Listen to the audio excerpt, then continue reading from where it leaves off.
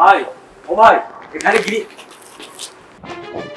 বাবা তুমি খোকা তুই তুমি আসবে আমাকে একবার জানাতে তো পারতে। কি করে জানাবো? তুই কোনোদিনও তোর ফোন নম্বর আমাকে দিয়েছিস?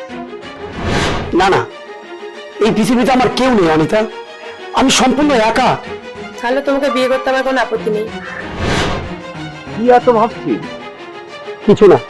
সেদিনকে তোর বন্ধুর মুখে শুনলাম আমার নাকি নাতি হয়েছে, সে নাকি এখন অনেক বড় হয়ে গেছে, তাই তাকে দেখতে চলে এলাম। বাবা তুমি আমার বাড়িতে গিয়ে ভুলেও যেন নিজের পরিচয় দিতে যেও না। এই কি বলছিস তুই? আসলে তোমার বৌমার একটু মাথার গন্ডগোল আছে তো, তোমাকে আমি সব পরে বুঝিয়ে বলবো। এসো তুমি।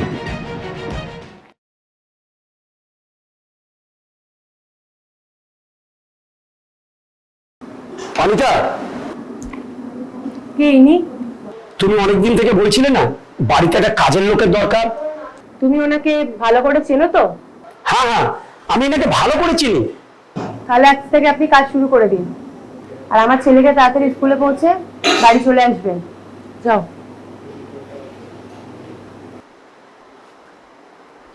এই নাও ব্যাগটা, সামনে স্কুল আছে। চলো। বাবা তুমি আসবে আমার ফোন করে জানাতে তো পারতে। এখানে একটা দরকারে এসেছিলাম, ভাবলাম তোর সঙ্গে একবার দেখা করে যাই। কাকা, কাকা। হ্যাঁ বলুন। আপনি? তুমি আমাদের বাড়ির কাজের লোক, মিষ্টির দোকানে গিয়ে 200 টাকার মিষ্টি নিয়ে এসো তো। আচ্ছা ঠিক আছে। বাবা তুমি একটু বসো, আমি একটু আসছি।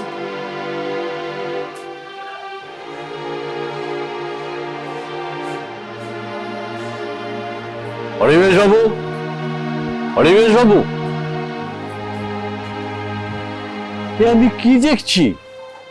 যে বাড়ি আপনি নিজের টাকা দিয়ে তৈরি করে ছেলেকে দিয়ে দিয়েছেন, আর সেই বাড়িতে আপনি এখন চাকরের কাজ করছেন। কি করবো দিবাকর বাবু, সবই ভাগ্য। বাড়ি কেনার টাকা তুমি দিয়েছো? আমি তো জানতাম শ্বশুর মশাই দিয়েছে। উনি আমাকে বলতে মানা করে দিয়েছিলেন। আমি তো আমাকে অন্যরকম ভাবতাম আকাশ। স্ত্রী চলে গেলে হাজারটা পাওয়া যাবে, বাবা মা চলে গেলে কিন্তু আর পাওয়া যাবে না। যেতে দিন দিবাকর বাবু, নাতিকে দেখার ইচ্ছা ছিল, মন ভরে আমি দেখে নিয়েছি। এই নে মিষ্টির টাকা। আমি আর ও বাড়িতে যাব না, আমি আজই আমার গ্রামের বাড়িতে ফিরে যাব। আসি আসি দিবাকর বাবু।